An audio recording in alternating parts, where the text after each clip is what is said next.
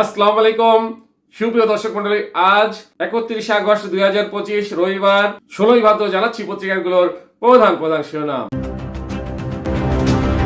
সর্বপ্রথম যুগান্তরের main heading, Chittagong বিশ্ববিদ্যালয় এলাকায় শিক্ষার্থী ও স্থানীয়দের মধ্যে সংঘর্ষ। এরপর ইত্তেফাকের মেইন হেডিং, নিউ ইয়র্ক টাইমসের প্রতিবেদন, ভারত সফরের পরিকল্পনা বাতিল করেছেন প্রেসিডেন্ট ট্রাম্প। নেক্সট প্রথম আলোর মেইন হেডিং, চট্টগ্রাম বিশ্ববিদ্যালয় এলাকায় শিক্ষার্থী ও স্থানীয়দের মধ্যে সংঘর্ষ, পাল্টাপাল্টি ধাওয়া, আহত অনেকে। এরপর ভোরের কাগজের মেইন হেডিং, নির্বাচনী অন্তর্বর্তী সরকারের বিবৃতি।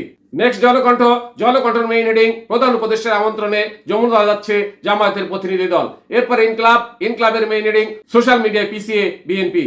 নেক্সট আমাদের সময়ের মেইন হেডিং, নির্বাচনী অন্তর্বর্তী সরকার বিবৃতি। এরপরে জয় দিনের মেইন হেডিং, জাতীয় পার্টির কেন্দ্রীয় কার্যালয়ে হামলা, অগ্নিসংযোগ। নেক্সট সমকালের মেইন হেডিং, মধ্যরাতে উত্তপ্ত চবি, শিক্ষার্থী ও স্থানীয়দের মধ্যে সংঘর্ষ, আহত কমপক্ষে 30। এরপর মানবজমিনের মেইন হেডিং, বিচার বিভাগীয় তদন্তের সিদ্ধান্ত, নূরের মাথায় আঘাত, ভেঙে গেছে নাকের হাড়। নেক্সট কালেকণ্ঠের মেইন হেডিং, রাজনীতি উত্তপ শঙ্কা। এরপর বিবিসি নিউজের মেইন হেডিং, নূরের আহত হওয়া নিয়ে উত্তপ্ত রাজনীতি, জাপা অফিসে ফের হামলা। এরপর আরটিভি নিউজের মেইন হেডিং, আহত নূরের শারীরিক অবস্থার খোঁজ নিলেন খালেদা জিয়া, জানালেন নিন্দা।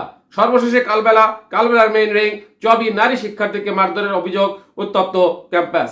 এতক্ষণ শুনলেন পত্রিকাগুলোর প্রধান প্রধান শিরোনাম। এবারে বিস্তারিত। চট্টগ্রাম বিশ্ববিদ্যালয় এলাকায় শিক্ষার্থী ও স্থানীয়দের মধ্যে সংঘর্ষ। চট্টগ্রাম বিশ্ববিদ্যালয়ের 2 নম্বর গেট এলাকায় স্থানীয়দের সঙ্গে শিক্ষার্থীদের সংঘর্ষ ও ধাওয়া পাল্টা ধাওয়ার ঘটনা ঘটেছে।